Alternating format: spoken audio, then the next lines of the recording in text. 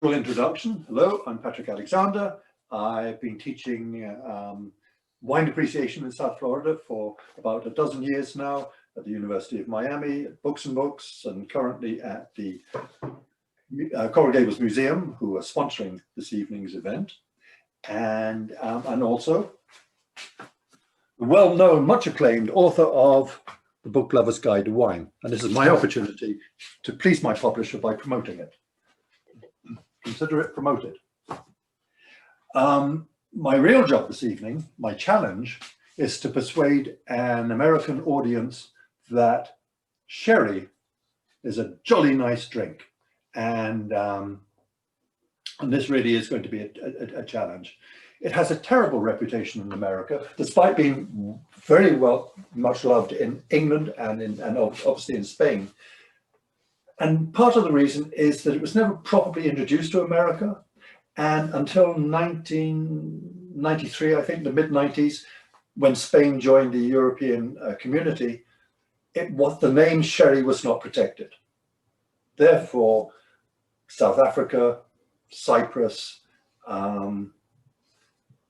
those are the main offenders, produced a really nasty, sweet, cloying drink, which they called sherry, and is what most Americans think of as the drink sherry, which is why many of you, I gather, this evening are not even drinking sherry, you're drinking some alternative. But I hope my challenge this evening is to persuade you.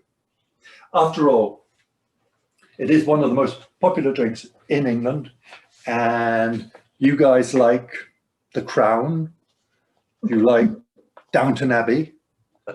Some of you of a certain age might even remember Monty Python. So if you've enjoyed all of these things, then why not open your minds or your mouths to sherry?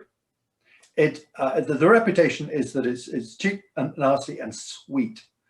Let me assure you, and by this evening you will understand, it is the driest of all the world's wines, and also pretty much the oldest. In terms of continuous production from the same vineyard, it's the oldest wine in the world.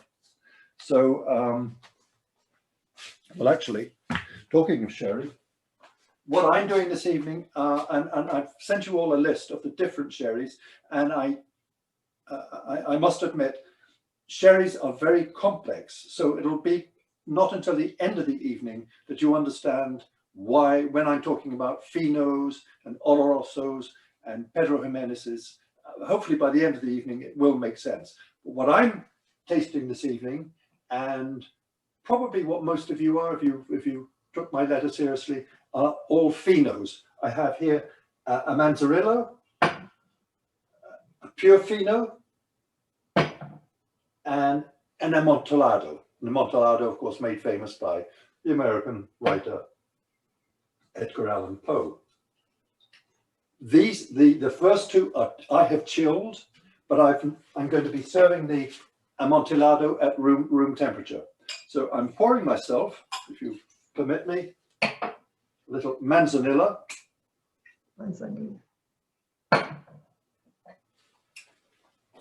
And the first thing to notice is it's colorless. Now, the significance of that and the explanation for it will come later. But so those of you who've got a Manzanilla here, and really it's a Fino, it's going to be very similar to the next wine that I offer. But let's put paid once and for all for the idea that sherry is sweet.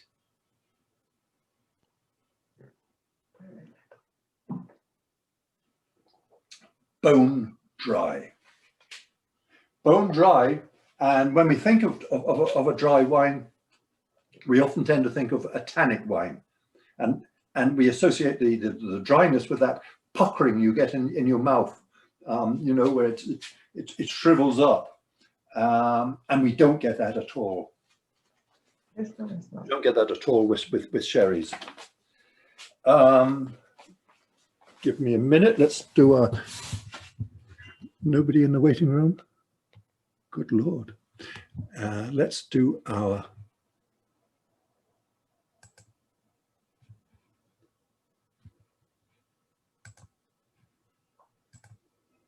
Do we get it?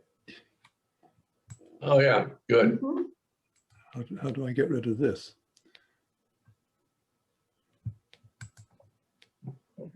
Sorry about that. Let's go back. All right. That'll work. No, it doesn't quite. It's 2 months since I've done one of these, so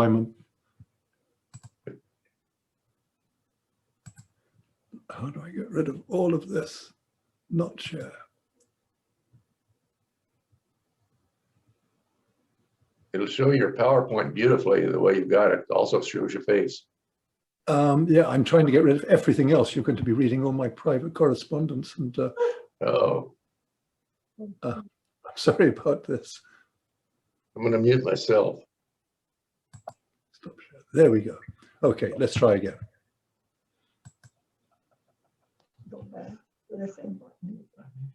There should be a way of getting rid of everything else.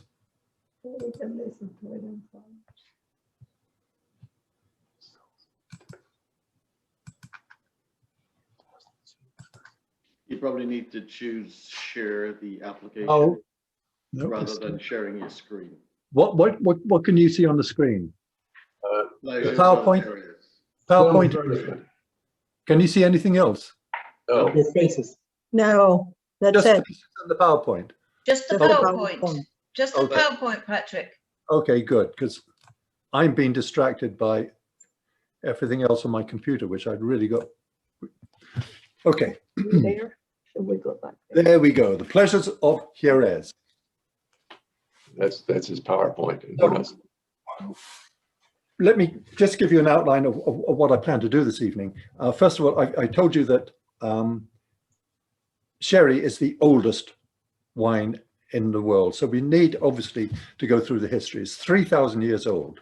It's really, really old. It started off with the Phoenicians, so we need to talk about that. And then the Romans. And then there was the 700-year period when the Muslims actually controlled Spain and controlled the vineyards where this wine came from. And then, of course, 1492, they got rid of they expelled the Muslims, and Spain suddenly became the most powerful nation in the world, with Columbus opening up the new world and all the gold. And then we're going to look at the rather odd, unique relationship between the Spanish and the English in terms of sherry, which is quite fascinating. So having done the history, we will then look at Andalusia itself, which is the very southern tip of Spain, which is where sherry comes from. And we'll see why it's developed there. And finally, we'll look at how it's made and the different styles. And then we will really, hopefully, understand the subtle differences between Fino, Manzarilla, Amontillado, Pedro Jimenez, and all the rest of it. But we'll start off, and it should make sense at that point. But we're going to start off with the history. So Manzanilla is the other one that we.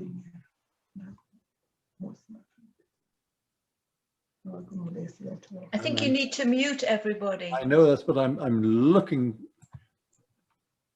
Mute all. There we go. There you go. Sorry, everybody. Who's that? Who said that? Don. Mute all current and new participants. Yes. Oh, you know what? I think I gave you permission to unmute yourselves. I shall take that away. No. Okay. Now we have sacred silence. No objections that I hear. So we're going to start off, everyone, with the history. We're going right back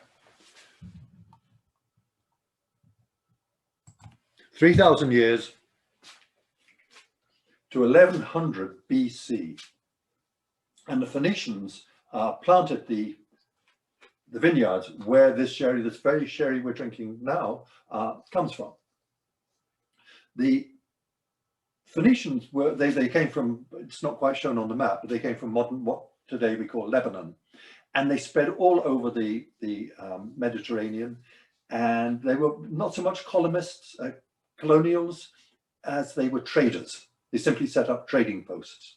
And one of the significant things they did was they went through the Pillars of Hercules.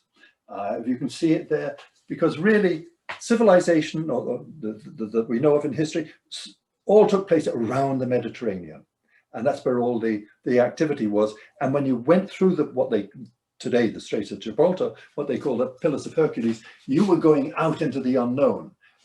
You were going somewhere where you might fall off the edge of the earth.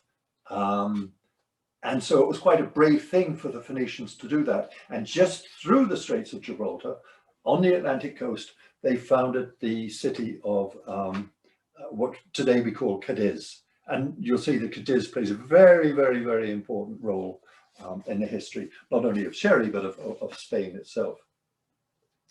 And for the next, 900 years, they were growing their vines there. And as I said, the Phoenicians were traders. And one of the things they discovered was tin. Tin was very, very important back then for making bronze. This was the, the Bronze Age. And the tin came from Cornwall, southwest England. In fact, the name of Britain comes from Baratanak. That's a Phoenician word meaning land of tin. So the Phoenicians were growing the grapes down in what today we call Jerez.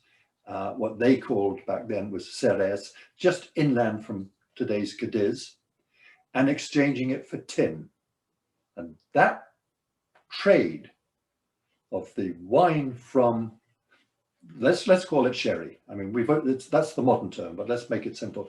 The sherry has been exchanged with tin originally for 3,000 years now. Eventually, it became exchanged for wool, and then for money. The Phoenicians were also regarded in the ancient world as the experts on making wine, on growing vines. There was a chap called Magot, and he wrote on every aspect of making wine. He was the expert from thinning out the roots to cutting the leaves, to fermentation, to bottling and preserving and aging.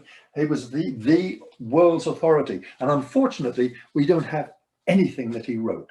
But it was the Romans, the Greeks quoted him and were inspired by him and used all his lessons. It's just very, very unfortunate that we don't have any of his original Phoenician writing. But we do know that the Romans and the Greeks took over everything.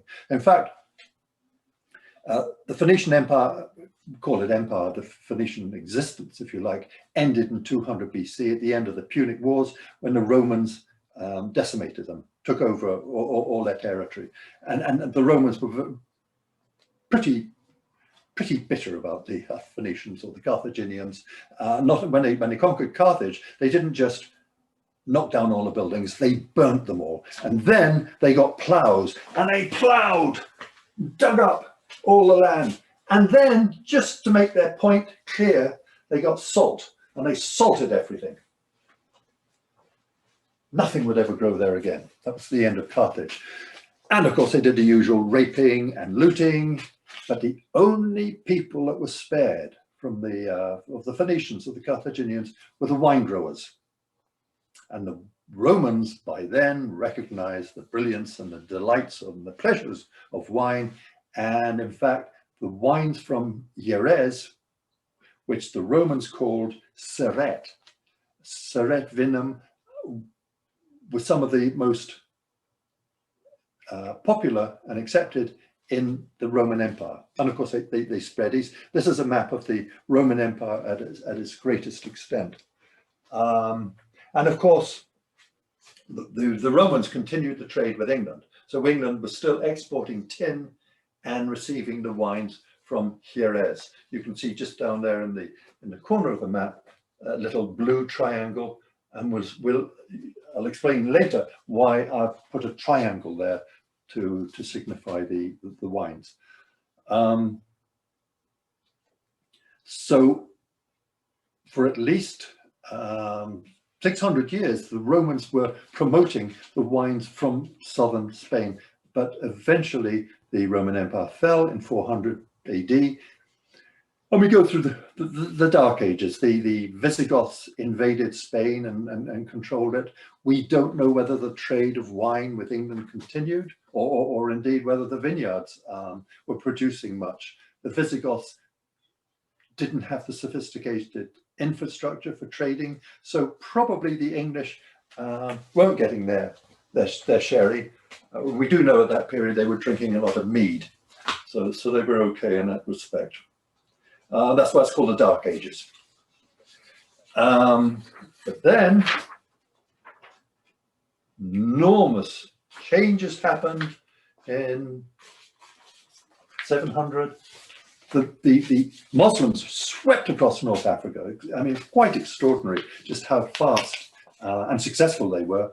And they crossed the Straits of Gibraltar, the Pillars of Hercules, in 711. And within 20 years, they'd conquered the whole of Spain, what today we call Spain. And in fact, if Charles Martel hadn't stopped them in 732 in southern France, we might all be speaking Arabic today. It was quite extraordinary, the success. And of course, Charles Martel was the grandfather of Charlemagne, who we'll talk about in just a moment. So for the next 700 years, the Muslims controlled the Spanish peninsula. And of course, as we all know, the Muslims were against, not so much as today. They did permit a certain amount of wine, and certain Muslim sects enjoyed wine, the Sufis, for example. But on the whole, they tended to be against alcoholic beverages. And in many cases, they ripped up vineyards in Spain, but they never ever touched the vineyards in Andalusia, around Jerez, around Cadiz, the vineyards we're talking about now. And one of the ways that the owners of the vineyards got away with it was by saying, well, we're actually growing grapes to feed the Sultan's armies, his soldiers. And also, you know, we're making wine, which we're exporting to the Christians up in England. And that will drive them crazy. So one way or another, they carried on. And the other thing, of course, is that the rulers of the Muslim rulers of Spain still wanted the wool from England. The wool, throughout the Middle Ages, the British economy really depended on wool, which they exported. It was regarded as the best in Europe. So whether you're a Muslim, whether you're a Christian, whether you're Spanish or Visigoth or whatever, you wanted that wool. And so the trade with the wine, with the we'll call it the sherry, continued. Is that a waiting room? Yes, it's Barbara. Admit.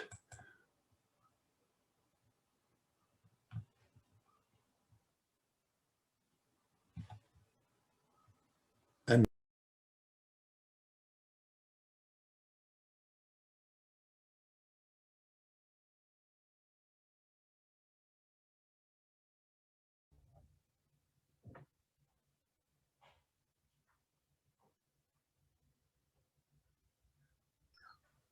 Dad, you muted yourself. You can't hear you.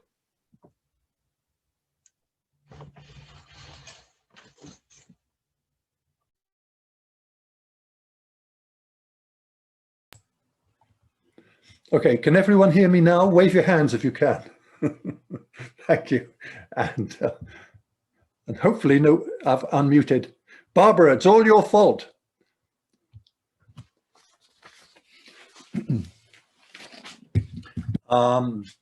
Okay, so now the 700 years, the Muslims are in charge of Spain and in charge of our vineyards. But they're still trading, they're still producing the wine in Jerez. And as early as 1100 AD, this is Henry I of England. He was just a son of William the Conqueror, 1066 and all that, signed a formal treaty exchanging English wool for the wines of Jerez. And basically that as we'll see, that trade has continued since it was formalized in 1100, but obviously was existing before that.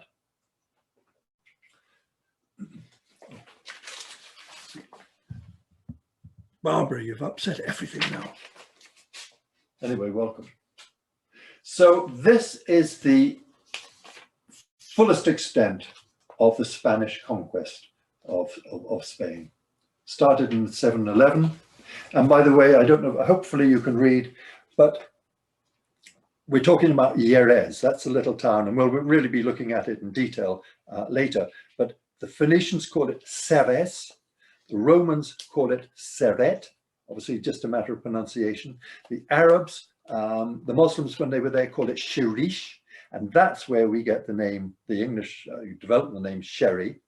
And the current name of the town, ever since the 1492, when the Spanish took control, has been Jerez. So it looks very, very, very solid. The only part of Spain, modern Spain, that the Muslims didn't get is just in the north, Asturias.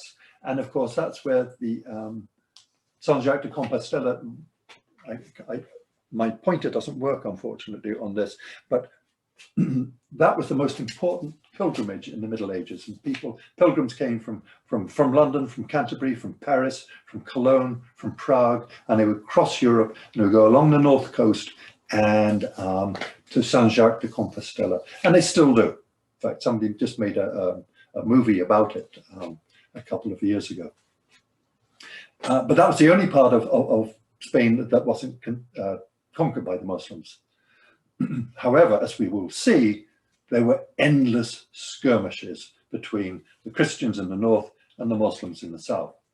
And in fact, by 790, Asturias had already pushed further south, and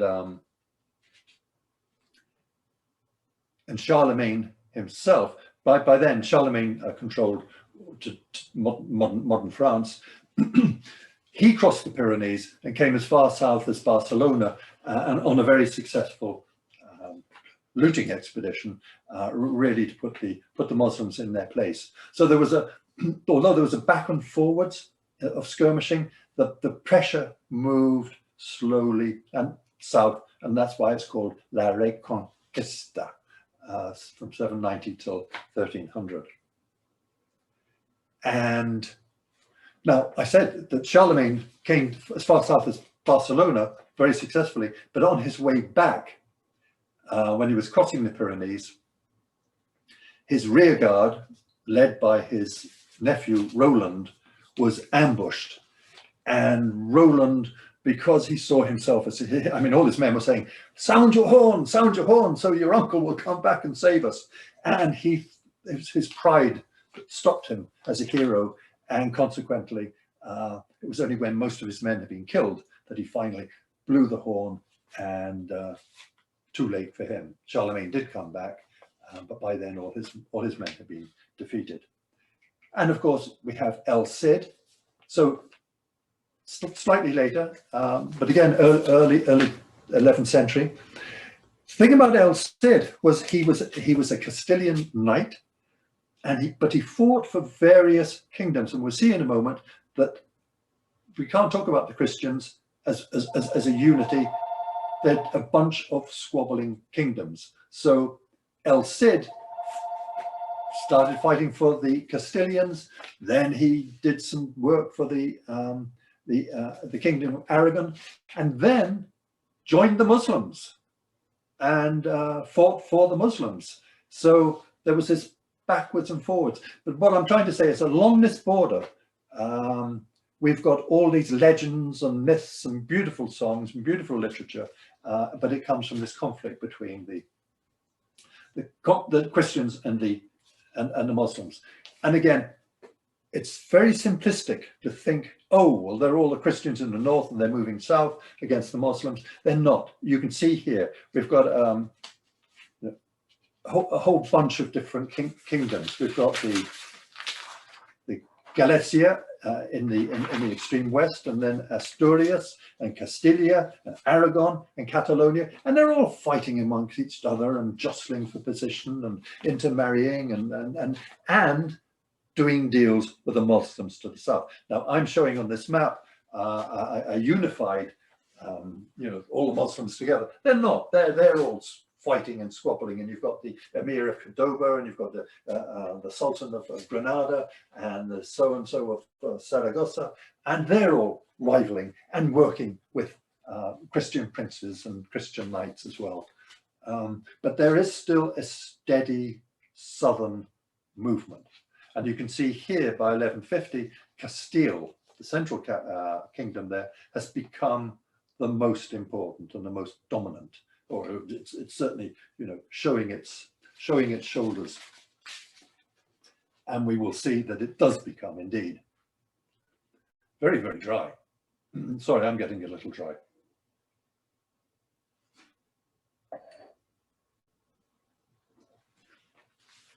The unique thing about sherry is it has the dryness, which I keep emphasizing, but it doesn't have any of that harshness that you would associate with an otherwise dry wine. It's very, very, very smooth. But it is a sipping wine. It's not like a wine where you take larger, you just take small sips. Finally, in 1236, actually, Granada was isolated. You can see it's completely surrounded by the Kingdom of Castile. And at this stage, you're not thinking in terms of Muslims versus Christians. You're thinking in terms of rival kingdoms. That's all it is. It just so happens that one of the kingdoms, Granada, is Muslim.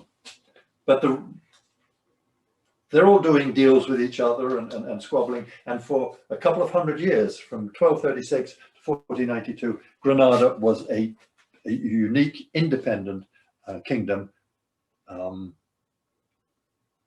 doing trade with the other kingdoms. The most important, what have I done?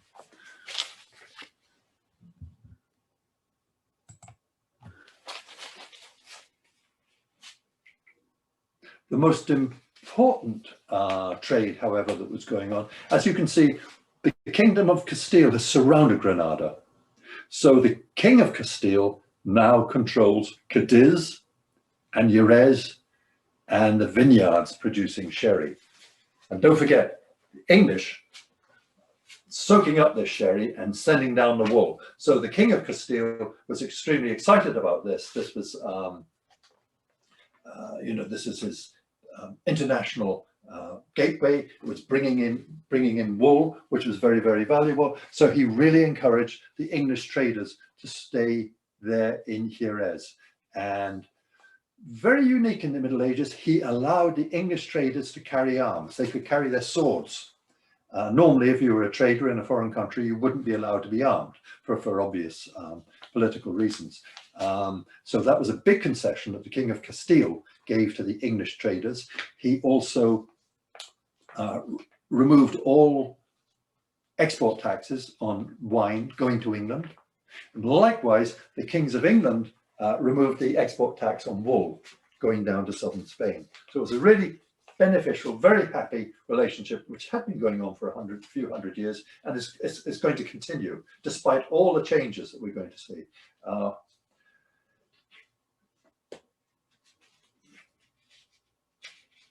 Where are we? And the name Jerez, you can see at this point, changes because it's right on the border. It's now Jerez de la Frontera. Jerez of the frontier, and that's the name that it actually still has today. So not only was the King of Spain allowing English traders to carry arms, to become wealthy, he encouraged them to settle, to build big houses. And we'll see in a bit, I'll show you a photograph. If you go to Jerez today, there are these fabulous mansions built by English traders back in the Middle Ages. And the other thing I haven't really emphasized is Cadiz in itself. It's a deep water port and very, very important. That's why, as we see later on, the King of Spain gathered his ships there. All the trade with the New World, with the to be discovered Americas, all took place coming from Cadiz. So Cadiz is a terribly important port, which is why the Phoenicians created it in the first place. So finally, Granada had been a kingdom, a Muslim kingdom, for 200 years. But 1492, what happened was the Queen of Castile, which is that great, the most powerful kingdom there, Isabella, married the king of the kingdom of Aragon.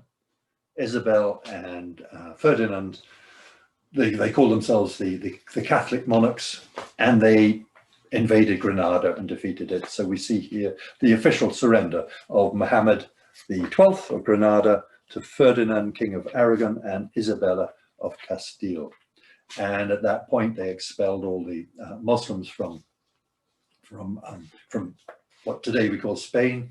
And in fact, at that point, Spain became a unified country, and very quickly became one of the most powerful, or the most powerful empire in the world, because Isabella used her dowry and all the money she could borrow to finance Christopher Columbus and his expedition across the Atlantic.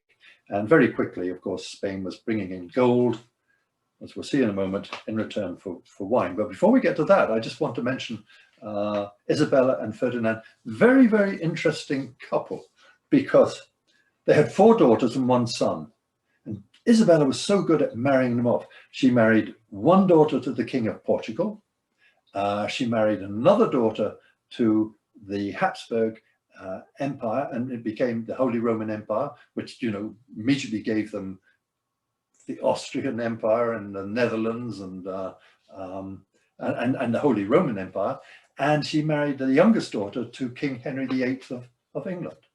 And a consequence of all this, I've only just discovered this recently, is that all today's crowned heads of state in Europe are descended, all of them, without exception, from Ferdinand and Isabella. So we've got King Felipe of Spain, well, you would expect that, but also King Albert of Belgium, Grand Duke Henry of Luxembourg, Queen Elizabeth II of England, and the late Prince Philip, Queen Margaret of Denmark, Harold V of Norway, Carl XVI of Sweden, William Alexander, King of the Netherlands, Albert II, Prince of Monaco, Hans Adam, Prince of Liechtenstein, and John Donald J. Trump of Mar-a-Lago. Well, not quite sure on the last one, but some controversy there. But the point is that these two are the ancestors of all today's crowned heads. I find things like that really interesting. So 1492, super. So we've seen already sherry's been exchanged for tin. It's now been, then it was being exchanged for hundreds of years with the English for wool. And now it's been exchanged for gold. And again, you can see this, I don't know how much detail you can see on this map, but it's showing the transatlantic trade, which was controlled for so many years just by the Spanish. And it all came from Cadiz. And of course they were, you know, so the gold and the silver was coming from Mexico, from Peru, initially, and eventually from all over South America. So if you think you're going to assemble a fleet, and you're going to get your soldiers, and you'll get them from Madrid, and you get them from Saragossa, and you get them from Barcelona, you get your armor from Toledo, and you assemble everything, but the last, you're not going to put your fleet together to sail the Atlantic in Barcelona. You're going to assemble it in Cadiz. And when you're going off on a big expedition, the very last thing you load up is the food and the drink, simply because you want it as fresh as possible. So all the food and all the wine came from Cadiz, which came from sherry.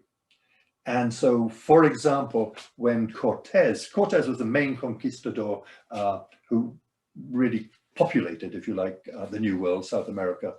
He insisted that all the people, all his soldiers and all the people that he gave land to, whether it was in Argentina or in Chile or in Mexico, they had to plant vines. I think it was 10 rows of vines. And all those vines were loaded up at the last moment in Cadiz, so that all the vines from Jerez, the vines that the Phoenicians had planted in 1100 BC. And we've now done DNA testing on the original vines that you find in Chile and in Argentina and up the coast of California, what we call the mission grapes.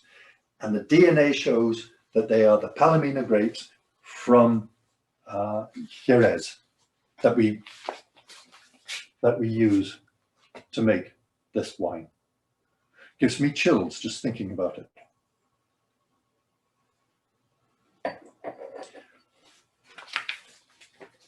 And of course, the other thing is that the importance that the Spanish monarchy put on the vines. So they made it a law that every ship crossing the Atlantic, 1/3 of the cargo had to be sherry. And we've got records, for example, of Magellan, who in 1519 set off to sail, first person to sail around the world. And we know how much he spent equipping his expedition. And he spent more on sherry than he spent on food or armor or anything else. So Cadiz was very much the center of the Spanish wealth, and it was sherry that provided the force behind it. I'm now going to move. So we're leaving there very quickly from Spain being a collection of squabbling little kingdoms to being very quickly at the beginning of the 16th century the most powerful. In fact, it became possibly the world's biggest empire, shouted only by the British, of course, but very, very quickly. And that was all based on the gold coming in from the New World in exchange for the sherry. So now let's talk about the relationship, this weird relationship between sherry and the English. It started off obviously with the exchange for the Phoenicians for tin, but it was formalized in 1100 AD when Henry I signed this exchange with the Caliphate of the Muslim Caliphate, wool for wine. And that continued, irrespective of who was running Spain or which king was in charge in England. That trade continued. 500 years later, King Richard III, just before he became king, when he was still the Duke of York, he had his brother imprisoned in the Tower of London, Duke of Clarence, George, Duke of Clarence. I mean, Richard didn't like him, and he wasn't a very nice chap anyway, I can tell you. He was terrible. So George Plantagenet, first Duke of Clarence, imprisoned in the Tower of London by his brother Richard, Duke of Gloucester, later to become King Richard III.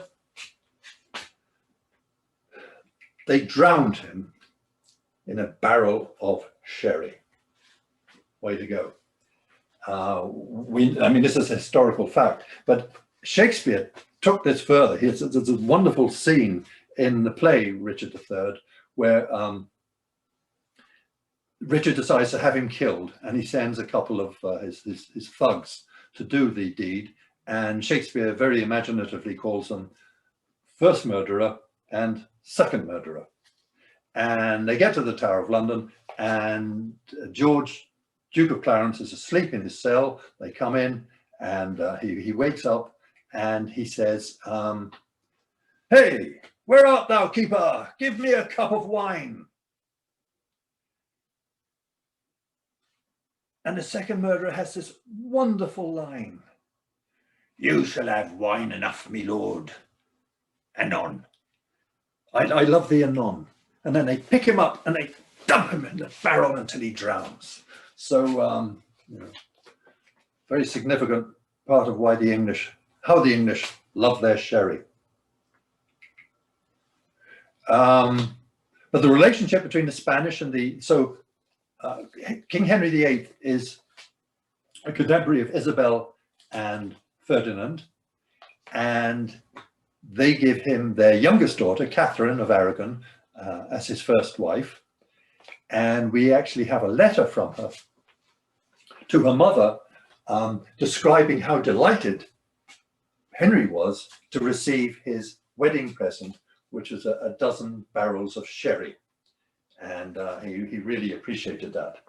And the marriage lasted quite a while, only one child, but as we all know, he unfortunately divorced, or null and void, in 1533. It had lasted slightly less than 30 years. Obviously, a bit embarrassing family-wise, but the trade of wine continued. And the Spanish, you know, were trying to be friends with the English. And, but of course, Henry turned the country Protestant. And this really annoyed Philip II. Now, he was a grandson of Ferdinand and Isabella, and he was very, very powerful. He was probably the most powerful man in Europe, because by then he had the Spanish Empire and all the gold was coming in. He had his Habsburg domains in Austria, and he was a devout Catholic who was determined to make England a Catholic country again. So to that end, he married Henry's daughter, the daughter of Catherine and Henry VIII, Mary. The English call her Bloody Mary. She's probably the most hated woman in English history. She was an extreme Catholic. I mean, I was raised a Catholic, but even us Catholics hated her as well. She burnt and tortured so many people. That's why she's called Bloody Mary. But she died after a few years, so that was the end of that. And her successor, Queen Elizabeth, her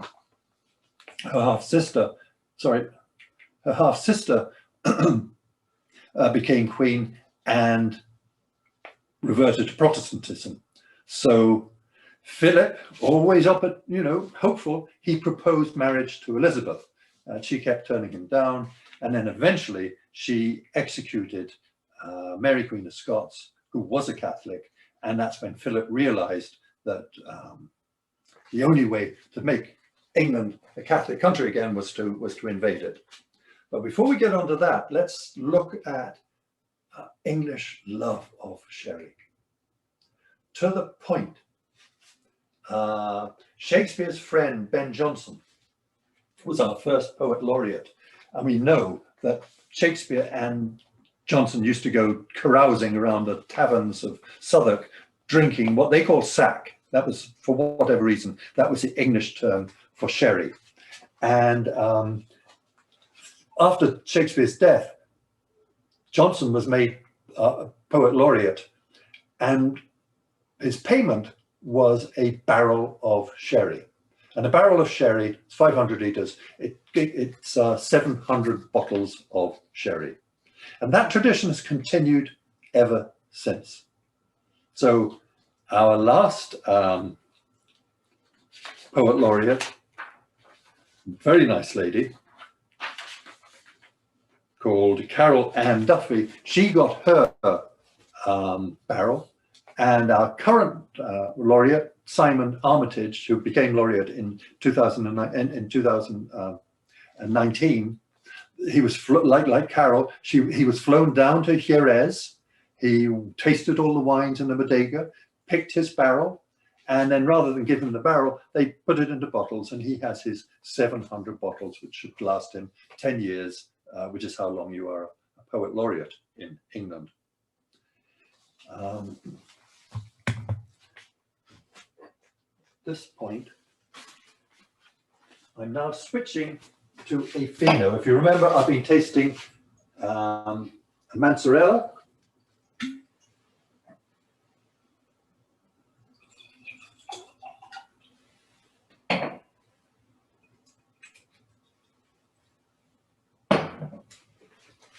And the difference between the two, we'll talk about towards the end of the evening. But if you can see, again, almost no color at all. And again, the significance of that will become apparent later. So the Manzarillo is a Fino from a specific town, which I'll show you. This is a general Fino.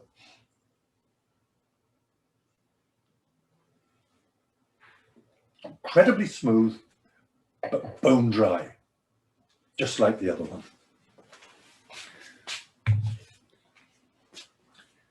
And I've switched sherries because we're now going to talk about Shakespeare.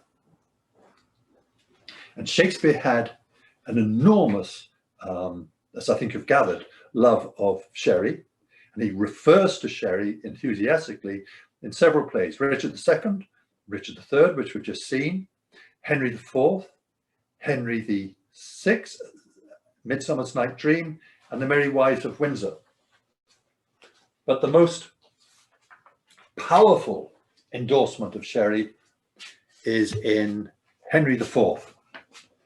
Henry IV, Part 2, and it's given by Falstaff, who we see there.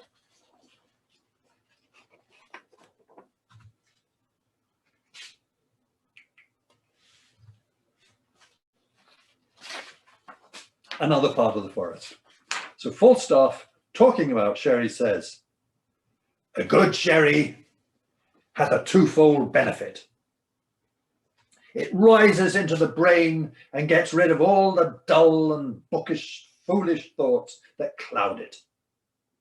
It replaces them with nimble and delectable ideas which fill the voice and the tongue with a most excellent wit.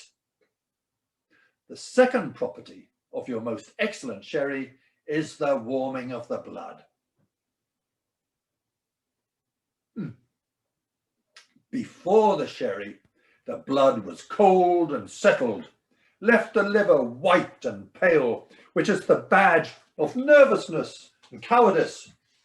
But the sherry warms the blood and dries it from the inwards to the parts extreme. It illuminates the face, which like a beacon gives warning to all who see me that I am a bold man and a leader ready for any deed of valor and courage. And this bravery comes from sherry. Skill with a weapon, nothing without sherry. Education and learning without sherry, it's just a hoard of gold hidden by the devil. It's sherry that releases it and puts it to work.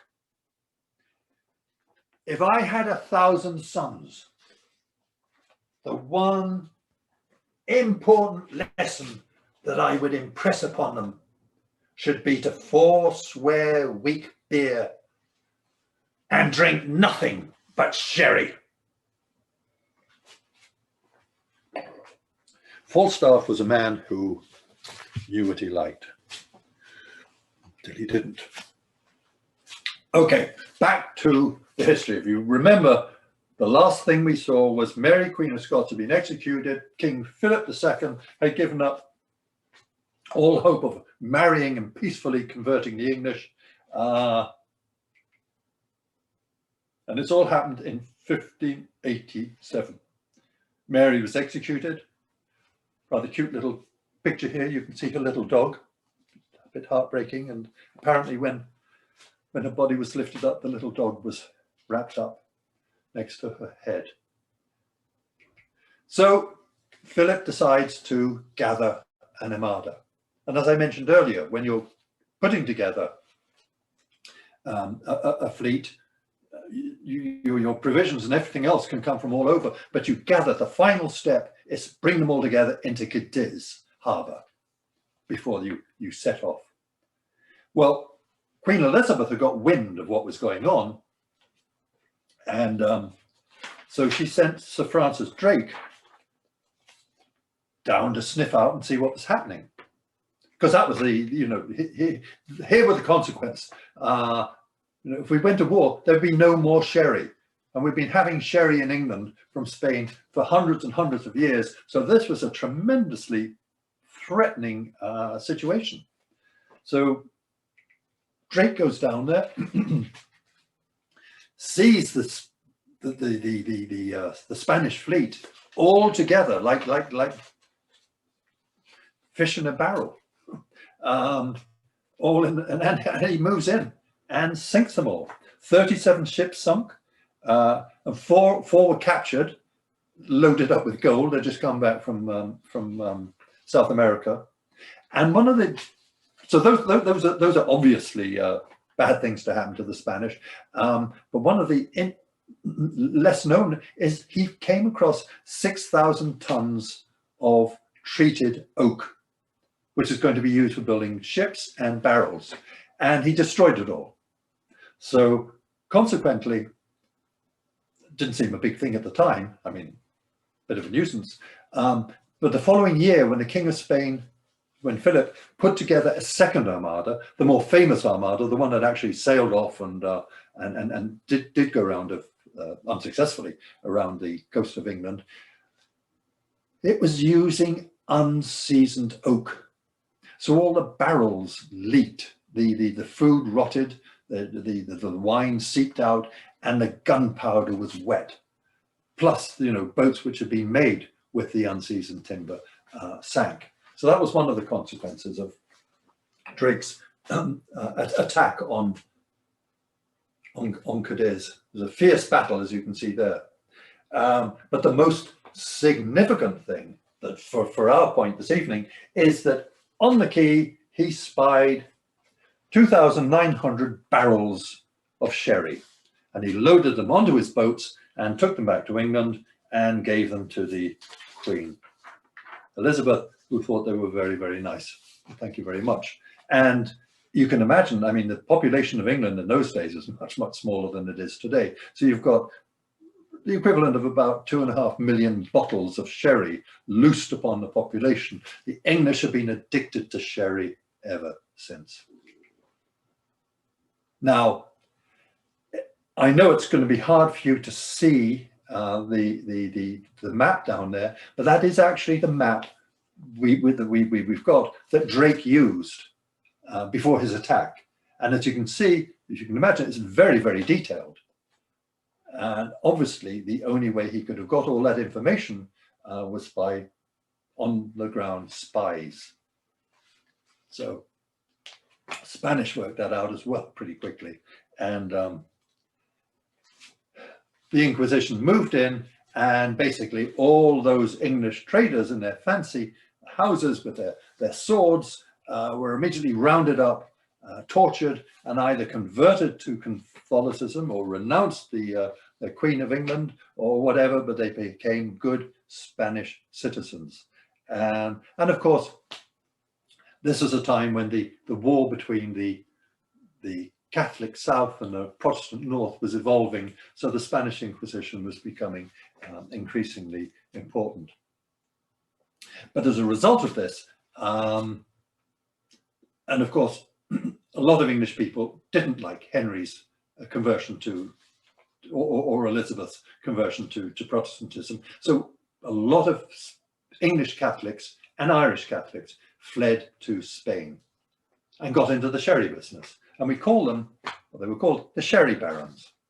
So if you go to Jerez or Cadiz today and look at all the big houses which are dealing with sherry and controlling the trade, it's Garvey's, Harvey's, Osborne, Sandman, Duff Gordon, Wisdom Water, Williams and Humbert. Those are all English names. They've been there since that time. They moved out either because they were genuine Catholics and they were fleeing England, or they just, you know, they were down there and they converted. And obviously they've been there several hundred years. They're Spanish, but the surnames, the family names are still English. And what we got there gradually was an aristocracy. It's almost, I think I suggested in one of my letters to you, it's the reverse of Miami, where Spanish family names outnumber traditional English or Anglo names. Here in Andalusia, particularly in Jerez and Cadiz, the English names almost outnumber Spanish names. So they were very wealthy because this is a very lucrative trade in wine, and so we got it was like an Anglo-Spanish aristocracy, and they did all the aristocratic things.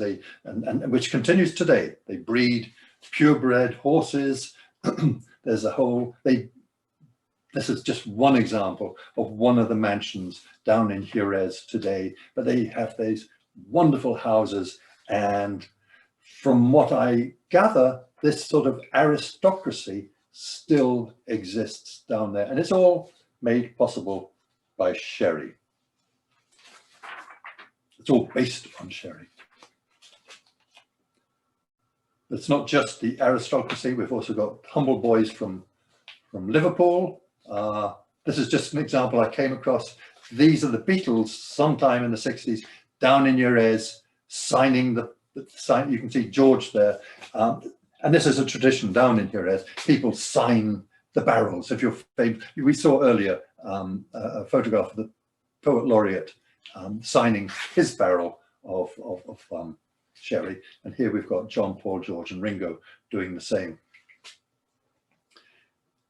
And there are some Americans who appreciate sherry. I don't know if you remember Frasier, the series Frasier, which went on for quite a while. And in every single episode, Frasier or his brother would have a glass of sherry.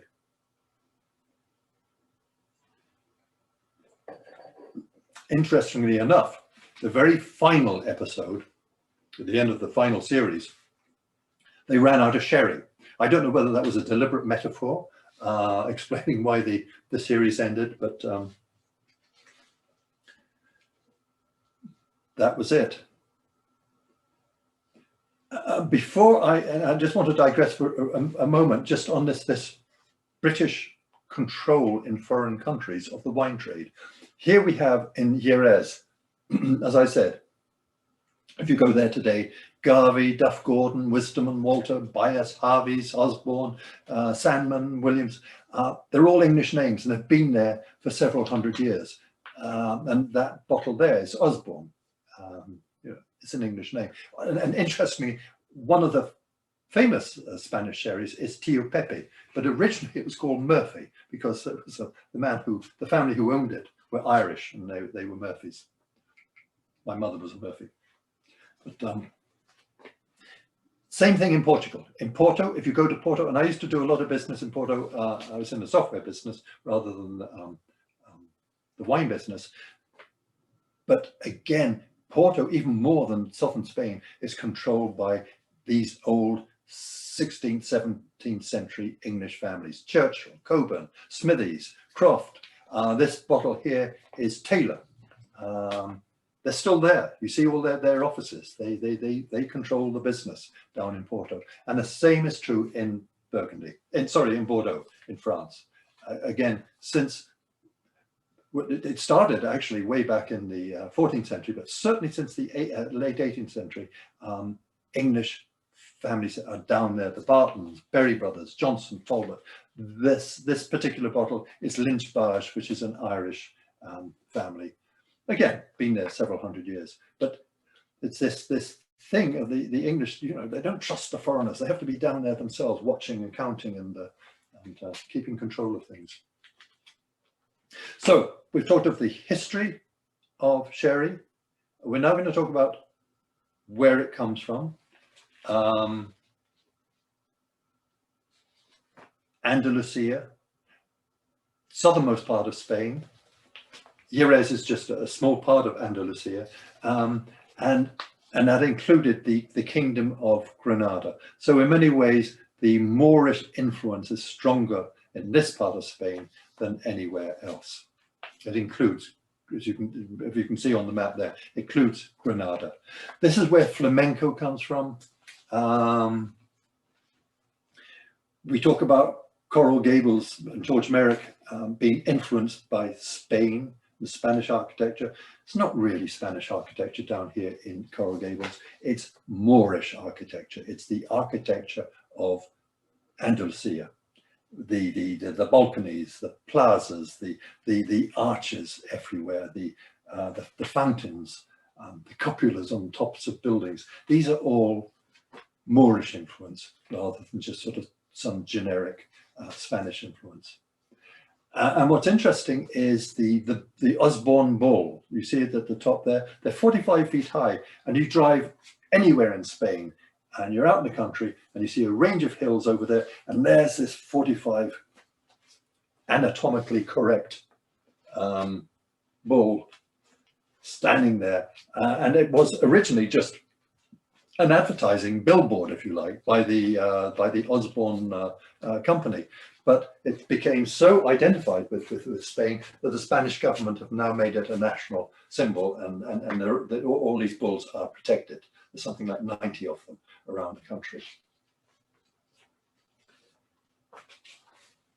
Which is actually, does remind me, I don't know if I've mentioned this,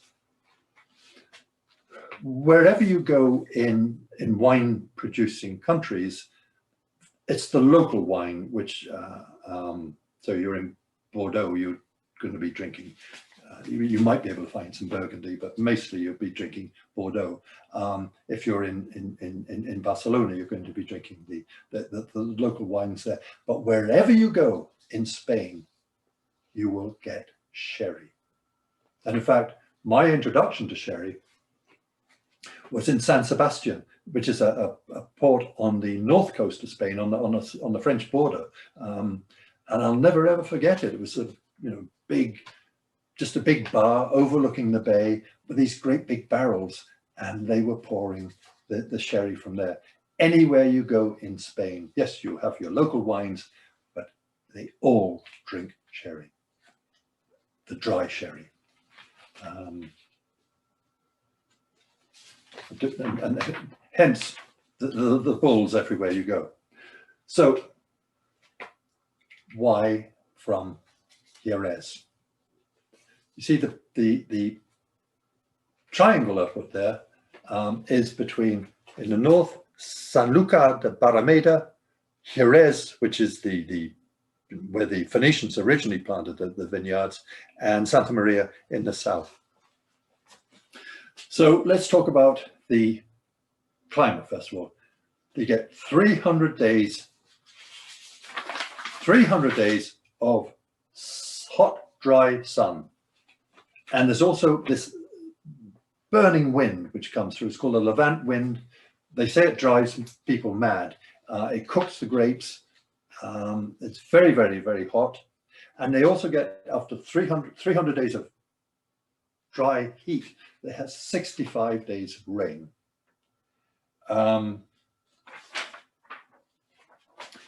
So that's the background. Then the soil is called albareza, and it's white. It absorbs water, but it's very, very deep. It's very similar to the soil of Champagne. I've talked about this in previous classes. All along the south coast of England, there's this. It's called the Kimmeridgean Ridge. Runs all across the south coast of England, comes to Dover, and you get the White Cliffs of Dover, which we've all seen, crosses the Channel to France, and then in Picardy you get cliffs, white cliffs on the same side, and it runs down through northern France to Champagne. So the grapes of Champagne, whatever the magic is that produces Champagne, is exactly the same, has the same effect on the grapes here. And they only occur basically in this triangle. They're very good. I mentioned they only get 65 days of rain. So what's unique about the soil, what's special about it, it absorbs the water and holds it down there, but it holds it down there deep. And of course, this white clay chalk comes from dead sea animals from 2 million years ago when it was at the bottom of the sea. It's risen up since, but that's filled with all those special tastes. So because it retains the water, but the water's deep, the roots of the vine have to go very, very, very deep. and then they suck up the water and coming through all this wonderful white clay, which gives it this unique taste. So the Albaritza white soil is very, very important. But the most important thing down here is the floor. That's the yeast. Now I've talked, let me just go over what yeast does, just basic fermentation. When you grow your wines, your grapes, and the flesh is, when you at harvest, filled with sugar, and the skins are filled with yeast, and then you crush them, and the yeast in the skins eats the sugar, converts it into carbon dioxide, the bubbles, and alcohol. And at a certain point, depending on the particular grape, usually about 14–15%. Well, two things can happen. Either the yeast converts all the sugar, there's no sugar left, in which case the yeast dies, or there's so much sugar there that it reaches, let's say, 14%, and the alcohol level kills the yeast. But either way, the yeast is dead, lack of sugar or too much alcohol, and it sinks to the bottom and it's cleared away. Flor is unique. It's a yeast which only exists in this little triangle. Doesn't, as far as I know, doesn't exist anywhere else in the world. And what happens when the alcohol level, and we're talking about the Palomino grape here, when the alcohol level reaches about 12%, that's used up all the sugar. But the yeast, instead of dying and sinking to the bottom, it becomes a waxy covering. And you can see it here. It covers the wine. This is the only yeast in the world that does this, and it's still alive. And what it's doing, it's absorbing all the acids from the juice. It's not converting into alcohol anymore. That's all been done.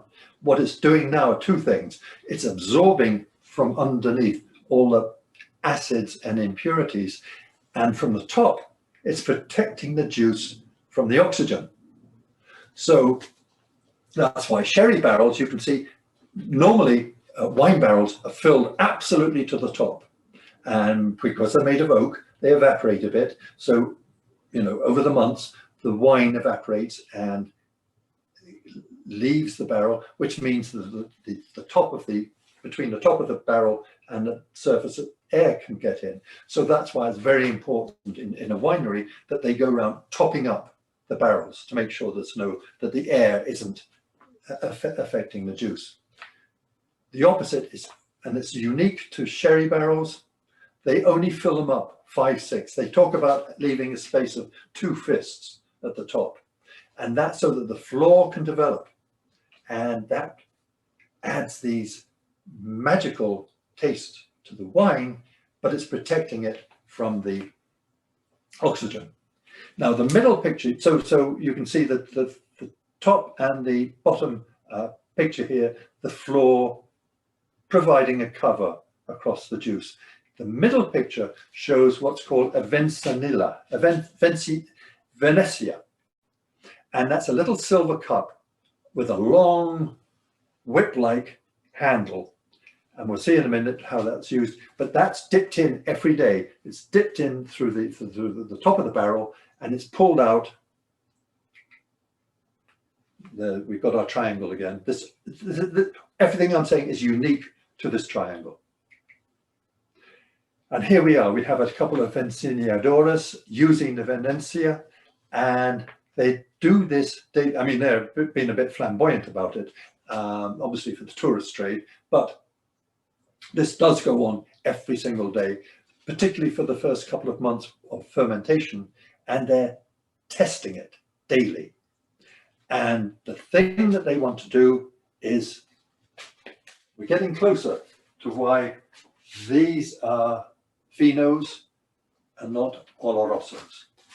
The first thing, you've got your wine, you've just crushed the grapes, you've got it in the barrels, you don't know that much about it, you're testing it daily, and the first thing you want to know, is it going to be a fino of various types, or is it going to be an oloroso?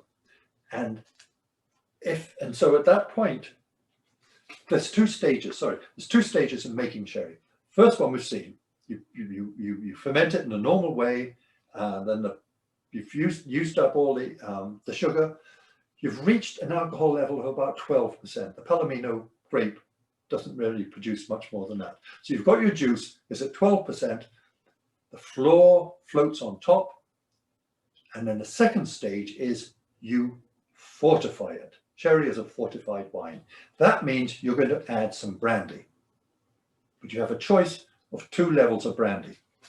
If you want to keep the floor alive, then you want to bring the alcohol level up to about 15%. In fact,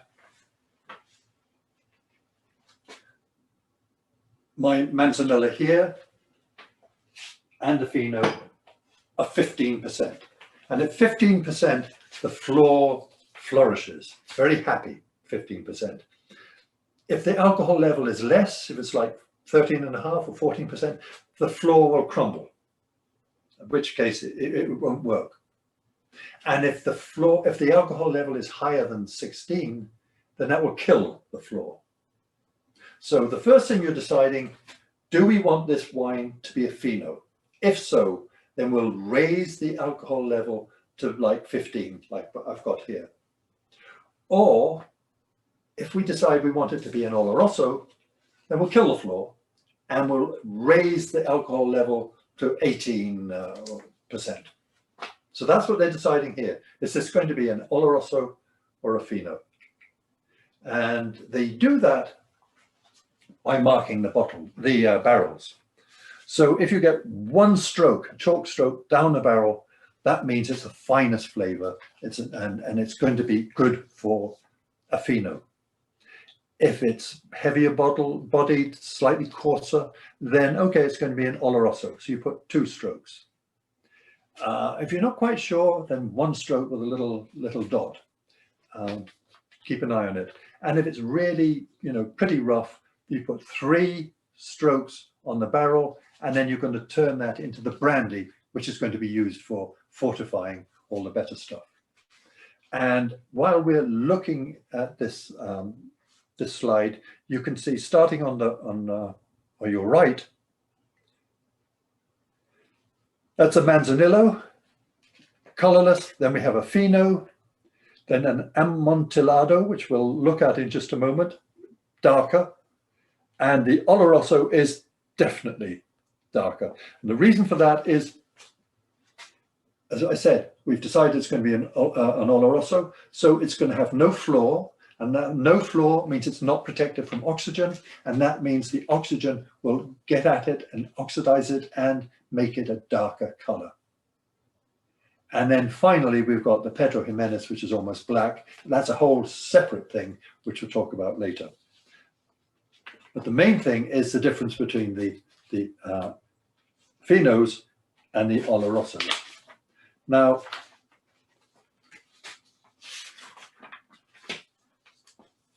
where do I have my... Actually, I think to explain Amontillado, I think I need to pour some.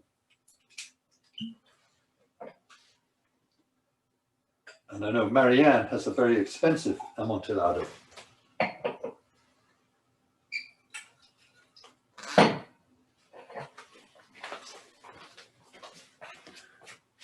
So this is an Amontillado.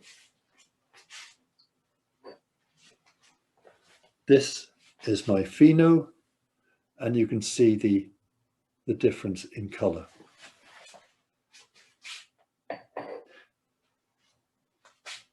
Cheers.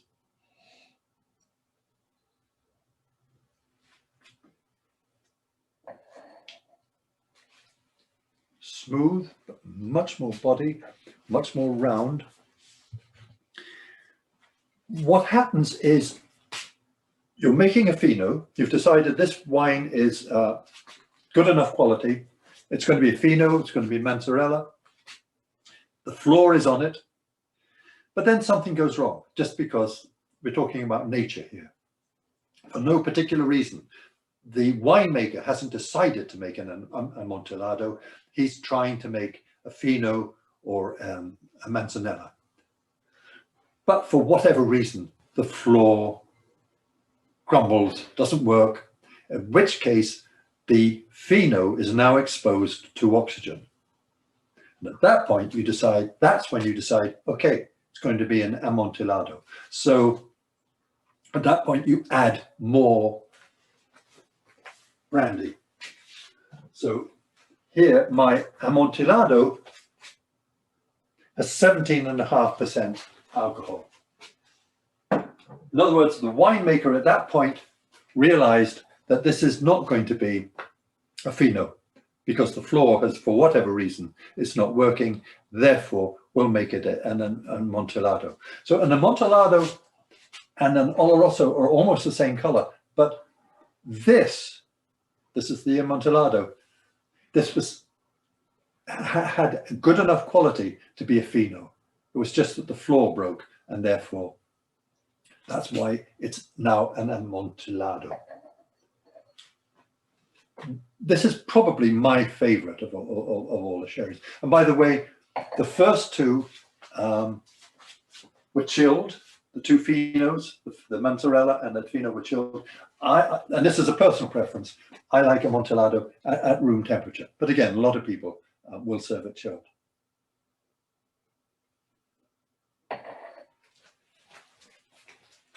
So hopefully that's making a bit more sense between all these different styles. But now we come down to the heart of the matter, which is the Solero system. And again, I keep using the word unique, but you know, I'm sorry, this is a very unique process.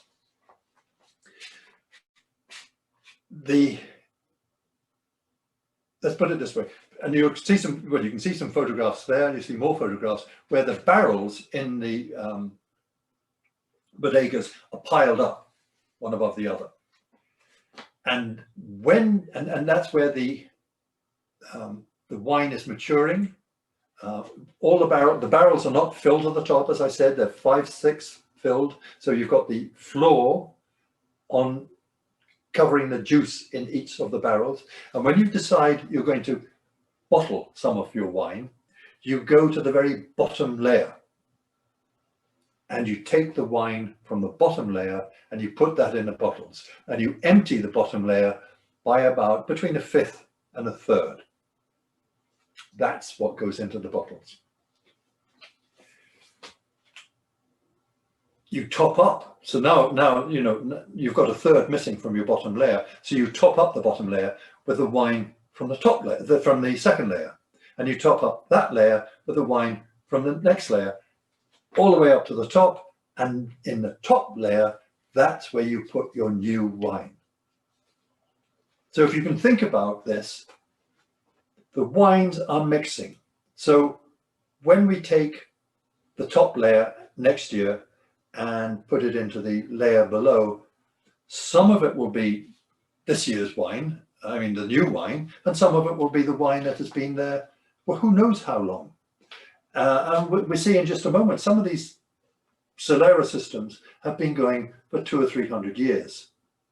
So the wine that you're getting down in your bottom layer could be 200 or 300, certainly some molecules or a mouthful, or it's all blended together. And the floor is still activated within each barrel, keeping the thing alive. So this is, it's called running the scales, as you can imagine. Each time you take wine from the bottom layer, you top it up, and you top it up, and you top it up, and you put in new wine. That's why no bottle of sherry has the vintage on it, because you don't know. You certainly know that it's illegal to sell any sherry that isn't at least 3 years old, but most of them are. But again, you can't quantify it because it's all been blended together. So here is a couple of pictures of the bodega. The gentleman in the red jumper, it's hard to see, but if you look closely, he's actually using the Veneciada. He's tasting. In other words, this tasting and testing carries on all the time. You don't just finish after the first fermentation. The top right photograph, I counted the barrels. There are, the bottom row has 8 barrels, the 7 rows high, so there's 35 barrels there in total, which means, and all sherry barrels standard are 500 litres each. So that's 17,500 litres there. And that's quite a small little Cholera. Usually, as you can see the photograph below, they're much bigger than that. So we're talking hundreds of years and thousands of litres all being mixed together. So some of you, I know some of you are wealthy and you might have been buying fancy sherries this evening. I didn't. I went to Total Wine and got what I could.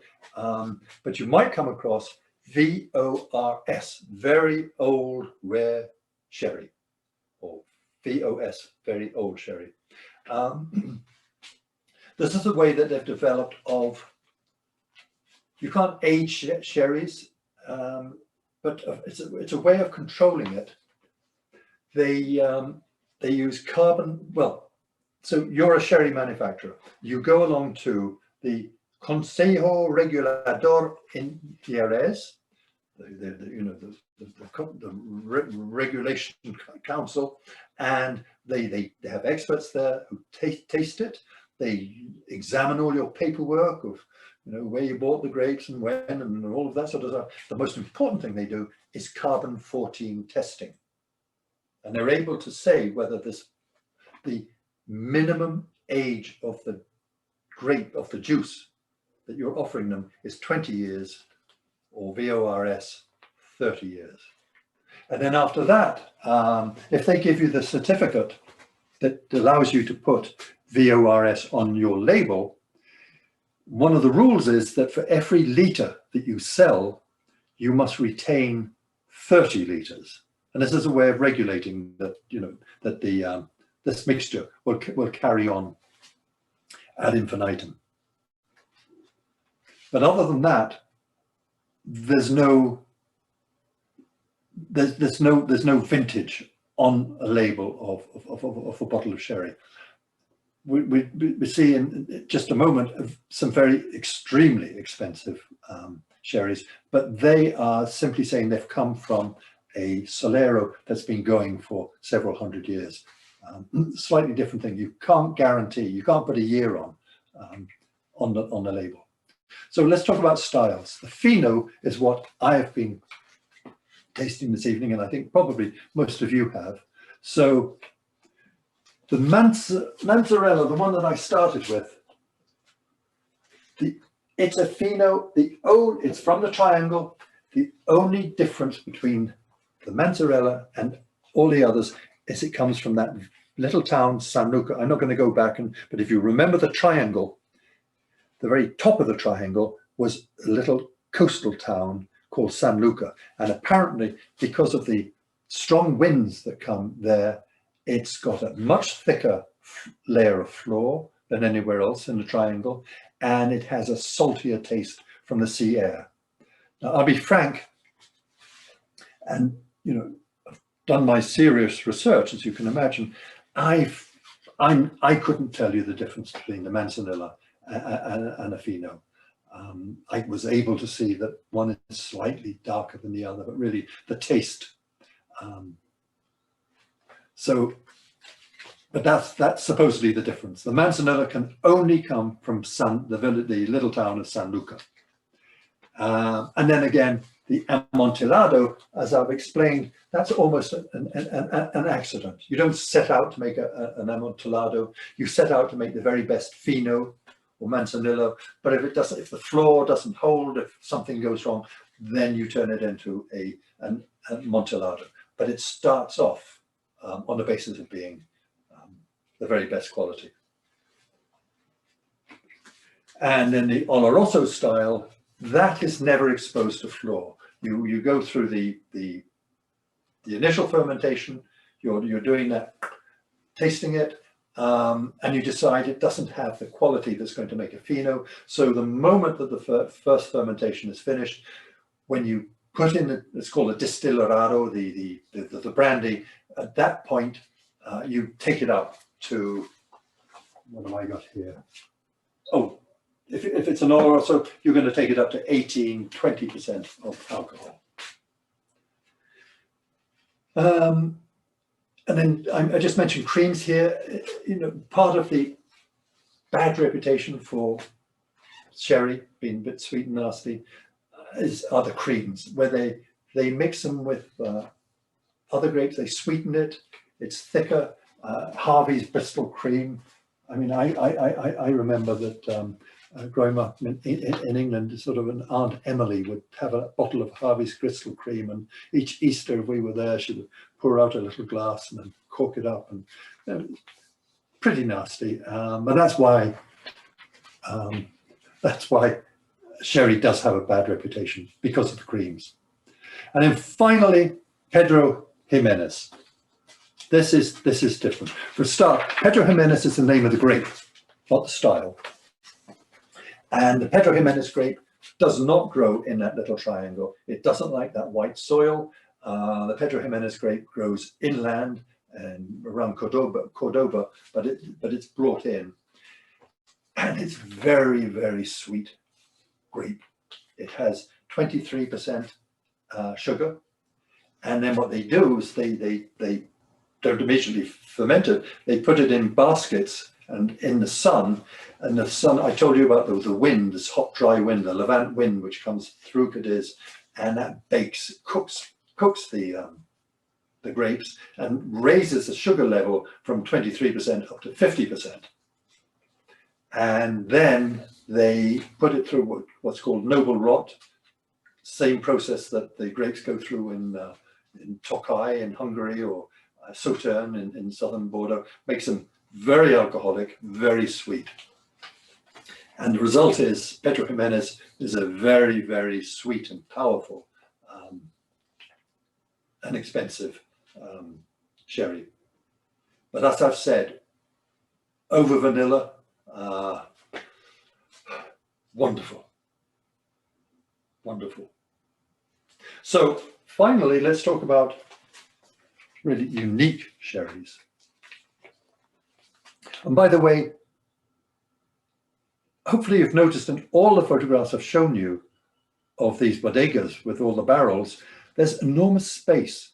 Not this one so much because it's wooden, but some of the previous ones. The first time I visited any bodegas down in Andalusia, I assumed that it was an ex-cathedral that had been converted into a bodega during some revolutionary period. I mean, the buildings are splendid and so airy, but no, they're not ex-cathedrals. They were built that way, and part of the reason is that because of the floor, you need the movement of air, and that's why all the photographs you've seen, there's this enormous space and air movement to keep the floor alive. So what we're looking at here, because now we're going to talk about expensive sherries. This particular one, Ciberato Amontillado sherry, was sold in Sotheby's in 2001 for $43,000, $43,500. And it came from, remember I pointed out, I counted eight barrels along there and 35 barrels in total. In one particular Cholera.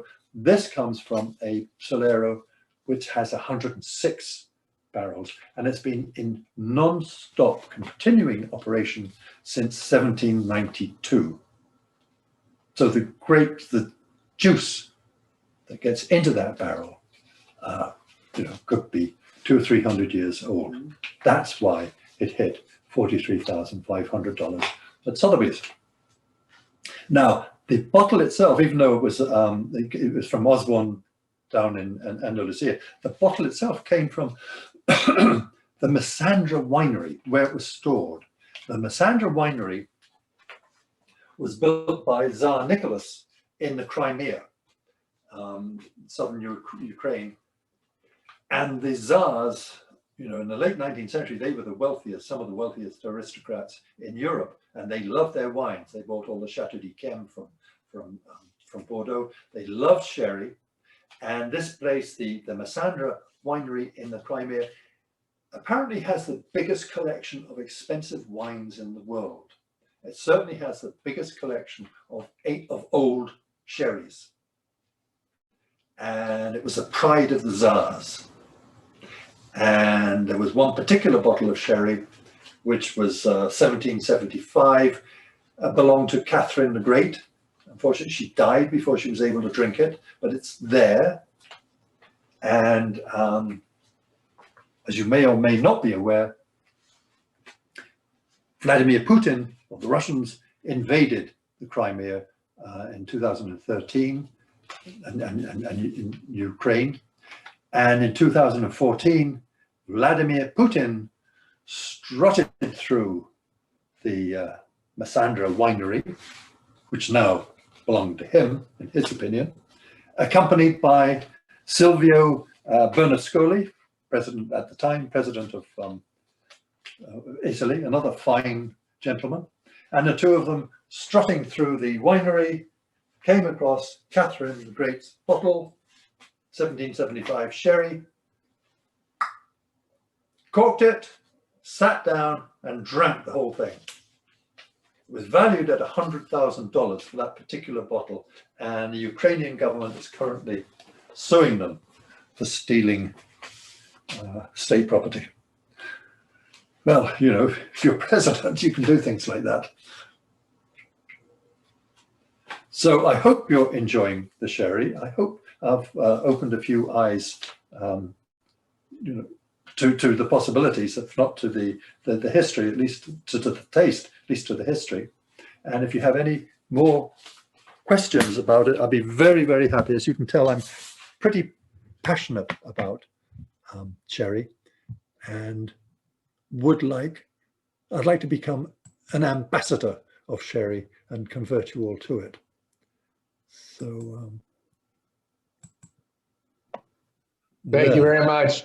Thank you very, very much. So how many are drinking sherry?